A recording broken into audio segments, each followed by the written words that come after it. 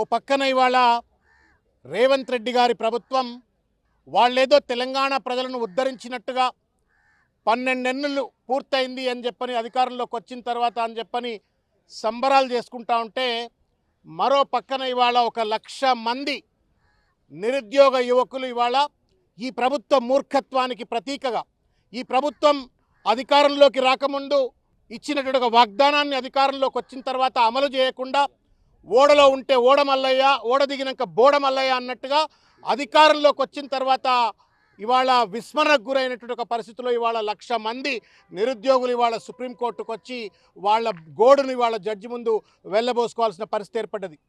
GO 46 ఒక తప్పుడు GO. ఆ జీవోలో కంటిగ్యువస్ డిస్ట్రిక్ట్స్ అని చెప్పని మొత్తం తెలంగాణ ప్రాంతాన్ని 2 జిల్లాలుగా విభజించి నోటిఫికేషన్ ఇచ్చిన తర్వాత కట్ ఆఫ్ మార్కులు కానీ మెరిట్ లిస్ట్ కూడా అదే పద్ధతిలో ఇచ్చి ఉండాల్సి ఉండే. కానీ కంటిగ్యువస్ డిస్ట్రిక్ట్స్ కింద మొత్తం రాష్ట్రాన్ని 2 ముక్కలుగా విభజించి నోటిఫికేషన్ ఇచ్చి పరీక్ష నిర్వహించిన తర్వాత మెరిట్ లిస్ట్ మాత్రం జిల్లాల వారీగా పెట్టి ఒక్కో జిల్లా ఒక తీరుగా, దళిత విద్యార్థి, ఒక గిరిజన విద్యార్థి 120 మార్కులు వస్తే కూడా ఇవాళ ఆదిలాబాద్ లాంటి ప్రాంతంలో ఉద్యోగం రావట్లేదు. హైదరాబాద్లో మాత్రం 50 వచ్చిన వాళ్ళు కూడా వస్తూ ఉన్నాయి. ఇట్లా దళితులు కావచ్చు, గిరిజనులు కావచ్చు, బీసీలు కావచ్చు, మొత్తానికి ఒక తప్పుడు లోపభూయిష్టమైనటువంటి ఈ మెరిట్ లిస్ట్ వల్ల పెద్ద ఎత్తున లక్షల మంది విద్యార్థులు ఇవాళ అన్యాయానికి గురైనరు. వాళ్ళు మొక్కని బండా లేదు, ఎక్కని గడప లేదన్నట్టుగా కాంగ్రెస్ పార్టీలో ఉన్నటువంటి ఒక మంత్రివర్గ సభ్యులు కావచ్చు, శాసనసభ్యులు కావచ్చు, ఇన్క్లూడింగ్ రేవంత్ రెడ్డి, అధికారం రాకముందు మేము రాగానే జీవోని రద్దు చేస్తాం, మీకు న్యాయం చేస్తామని చెప్పని ఎన్నికల్లో వాళ్ళతో ప్రచారం చేయించుకున్నారు. అధికారం వచ్చిన తర్వాత ఇవాళ అదేదో వాళ్ళు అపాయింట్మెంట్ ఆర్డర్లు ఇచ్చేసి వాళ్ళ నోట్లో మన్ను కొట్టే ప్రయత్నం చేస్తే ఇవాళ కేటీఆర్ గారి యొక్క ఆలోచనల ఆదేశాల మేరకు ఇవాళ వాళ్ళ పక్షాన వచ్చి వాళ్ళు ఈరోజు సుప్రీంకోర్టులో వాదనలు వినిపించడమైంది.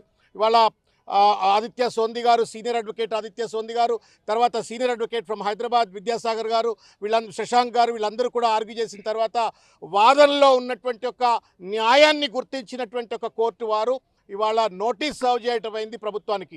ఇవాళ ప్రభుత్వం ఒకటే, మొండికి పోకుండా, భేషజాలకు పోకుండా ఎన్నికల సందర్భంలో రేవంత్ రెడ్డి ప్రభుత్వం కావచ్చు, ఈ మంత్రులు కావచ్చు, ఇచ్చిన వాగ్దానాన్ని దయచేసి ఇప్పుడైనా నిలబెట్టుకోండి.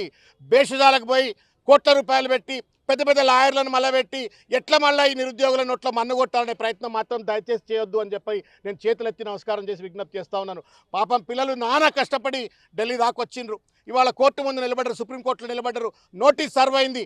మీరు ఈ యొక్క మొత్తం లిటిగేషన్కు దయచేసి ప్రభుత్వం మానవతా దృక్కోణంతో, కృతజ్ఞతాభావంతో మీరు అధికారంలో రావడం కోసం వీళ్ళు మీకు ప్రచారం చేసిండ్రు కాబట్టి వాళ్ళకి దయచేసి వాళ్లకు సహాయం చేయాలని చెప్పని ఈ కోర్టులో అనవసరమైన పెద్ద పెద్ద లాయర్లను పెట్టి వాళ్ళు ఓడిపోయేటువంటి రీతిలో కానీ లిటిగేషన్ కాంప్లికేట్ చేసేటువంటి రీతిలో చేయవద్దు అని చెప్పని చేతులెత్తి నమస్కారం చేసి విజ్ఞప్తి చేస్తూ వాళ్ళకు న్యాయం చేయండి. మీరు చేసిన తప్పిదానికి పాపం లక్షల మంది వాళ్ళ కోర్టుల చుట్టూ తిరిగే పరిస్థితి ఏర్పడతా ఉంది.